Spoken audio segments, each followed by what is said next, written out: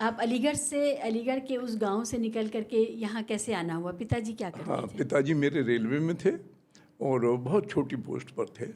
मतलब वो एक 10 आदमियों की गैंग का एक इंचार्ज होता है, उसे जमादार कहते हैं, इंचार्ज। जी। वो थे। तो वो पढ़े होंगे 8वीं तक 9वीं तक बस, लेकिन सारी इंग्लिश पढ़ लेते थे, इंग्लिश का पेपर भी पढ़ लेते थे। उनको इतनी प्रैक्टिस हो गई ये लेवल देख देख करके, तो वो कहते थे कि ये जो पार्सल है, बहुत बड़े पार्सल होते थे, तो उनको 10 आदमी मिले हुए थे, ये नागदा जाएगा, ये पूना जाएगा, ये वहाँ जाएगा, उसको अलग अलग करा के फिर उनसे कहते थे वो गाड़ी इतने बजे जाएगी, ये माल वहाँ पहुँचाओ, गार्ड को दो, गार्ड से इस स्लिप पे साइन कराओ। इस तरह से डिफरेंट करके फिर अपने एक पंजाब से आए हुए हेड क्लर्क थे राम रिचपाल, उनके पास आके बैठ जाते थे। वो मेरे फादर की बहुत इज्जत करते थे, बहुत ज़्यादा, बड़ा प्यार था उनका आपस में। तो मैं जब पिताजी का खाना लेके जाता था स्टेशन पर, तो मुझे राम रिचपाल जी अपनी कुर्सी यहाँ बिठा लेते थे। ये स्टेशन कहाँ था? रेलवे स्टेशन दिल्ली पुराना है। पुरानी दिल्ली। हाँ, पुराना। और रहते कहाँ थे आप लोग? गुड़वाली धर्मशाला। गुड़ वाली धर्मशाला। वो उसमें ₹2.25 महीने का एक मकान था। एक मकान कह सकते हैं, या आप कह सकते हैं कि उसे स्लम कह सकते हैं आप। यानी उसका एरिया रहा होगा 15 बाई 12-13 का, एक कमरा, एक दैट्स कमरा। ना। बाहर एक वरांदा जहाँ मेरी मदर खाना बनाती थी। वहीं मैंने फिर जब मैं बीएससी में आया हूँ तो मैंने एक नल लगवा दिया।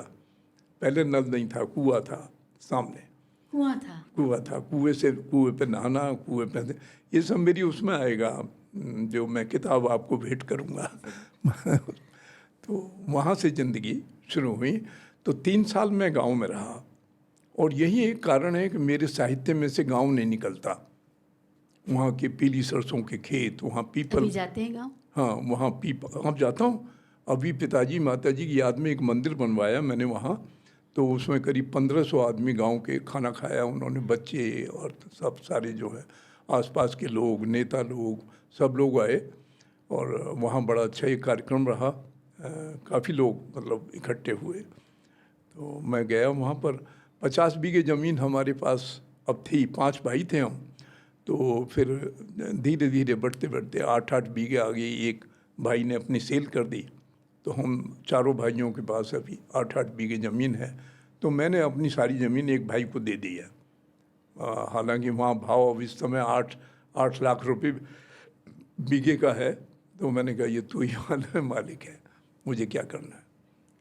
कोमला गांव को अपना ये बालक याद है, और बालक भी उसको याद करता है, अपने गांव को। जी हाँ, वो बालक याद, वो बालक याद है। उस बालक को तो असली रूप में मेरी किताब में आप देखेंगे कि वो बालक किस गांव में कैसे रम गया वहाँ से। और सच बताऊं तो आपको वहाँ से आने का मुझे दुख हुआ। कितनी गरीबी, घोर गरीबी में वहाँ रहना, रेत में खेलना। अभी जो होली गई है, गांव की होली आप देखेंगे तो आप ताज्जुब कर जाएंगे। अब तो वहाँ कुछ थोड़ा सुधार हो गया, नहीं तो रास्ते में जो रेत होता था उसको कपड़े में बांध के ऐसे लड़के जो है, बच्चे 4ठी क्लास 5वीं, ऐसे हाथ में लटकाए रहते थे जैसे कोई खाना हो या कुछ हो, और आपकी जरा से निगाह पड़ी तो आपके ऊपर फेंक दिया। ये होली होती थी गांव में। और अब तो बहुत सुधार हो गया, बहुत ज़्यादा। और पुरानी दिल्ली जब आपका आना हुआ तो फिर पढ़ाई लिखाई सारी यहीं से हुई? पढ़ाई मेरी 1-2 साल वेस्ट हुए कि वहाँ मैं जब यहाँ 47 में ये सब सीन हुआ, मैं शुरू से यानी यहाँ होता था पहली क्लास, दूसरी क्लास, तीसरी क्लास और चौथी क्लास। उसके बाद 5वीं शुरू होती थी हायर सेकेंडरी से। ये 4 साल पढ़ना होता था। यहाँ ये नहीं होता था कि अब ये नर्सरी है, प्री नर्सरी है, ये कुछ नहीं होता था। ये पहली क्लास, पहला दर्जा जहाँ से शुरू। तो यही गौरीशंकर मंदिर में। अब मैं गांव में गया तो पहले दर्जे में वहाँ की पढ़ाई दूसरी थी। एक तख्ती होती थी, उसके ऊपर हम गेरू लगाते थे। गेरू? गेरू जिससे गेरू, जी जी मैं जानती हूँ, लाल हाँ लाल गेरू लगाते थे। फिर एक घोटा होता था, जैसे कांच की चूड़ी होती है ना, वो इतना मोटा होता था, उसको घोटा कहते थे। फिर उसके ऊपर हम घोटा रगड़ते थे तो वो ऐसी चिकनी हो जाती थी।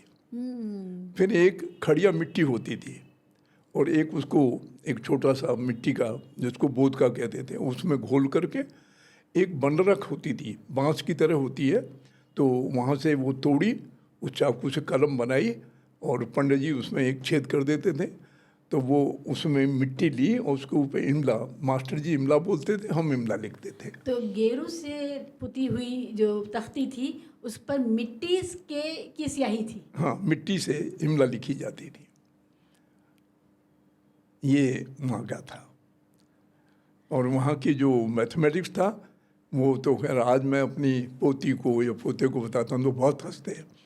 यानी मैंने तीसरी क्लास तक वहाँ पढ़ा, तो तीसरी में हमें पहाड़े पढ़ाए जाते थे। तो वो पहाड़ा था जैसे अद्धा पौआ पौन सवैया जोड़ा ढम्मा। ये क्या है? ये है कि अद्धा का पहाड़ा सुना, आधे का पहाड़ा सुनाइए। आधे का पहाड़ा? हाँ, तो आधे का अद्धा पौना 1 सही 3/4 इसका पहाड़ा बताइए। एक, हाँ, 1 पौन पौन 2 पौन 1.5 3 पौन इस तरह से बताया जाता। फिर अद्धा पौना पौआ सवैया जोड़ा माने 1.5 का पहाड़ा, 2.5 का पहाड़ा, क्योंकि गांव में गुड़ बनता था तो 2.5 किलो का बनता था। अब एक किसान लेके गया है 50 भेली उसने बेची, पढ़ा हुआ है नहीं वो, तो 50 ढम्मा कितना हुआ उतने पैसे ले लेगा। तो 1 ढाम 2 ढाम 5 3 ढाम 7.5 4 ढाम 10 5 ढाम 12.5 इस तरह के पहाड़े होते थे। आपको याद है? ये गांव का मैथ्स है। ये गांव का मैथ था। फिर दिल्ली में दोबारा उसी क्लास से शुरू हुआ। ज़बरदस्त। तो हम लोग तो कभी ये सुन लेते हैं 2 एकम 2, 2 दूनी 4, हाँ। 2 तिया 6, 2 चक्को 8, तो खुश हो जाते हैं कि क्या है ये। तो हमारे हेडमास्टर कहते थे ये तो कोई भी याद कर लेगा, 2 दूनी 4 ये क्या है।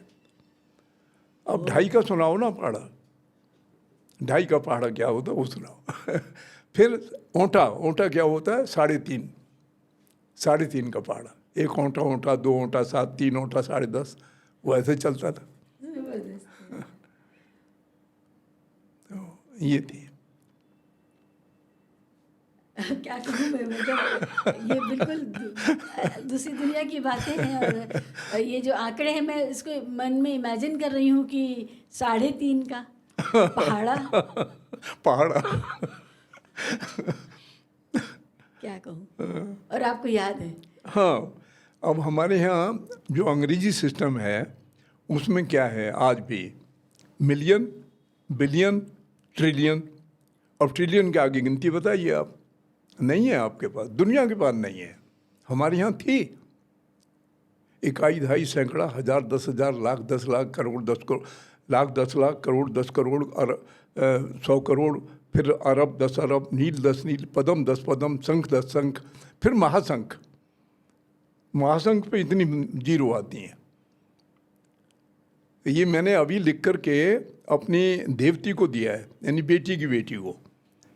वो कहते दादाजी वो आप सुनाइए वो सुनाइए, तो वो मैंने सारा लिख के उसे मैंने कि ये है महाशंख, अब तू लगा ले कितने ट्रिलियन बनेंगे।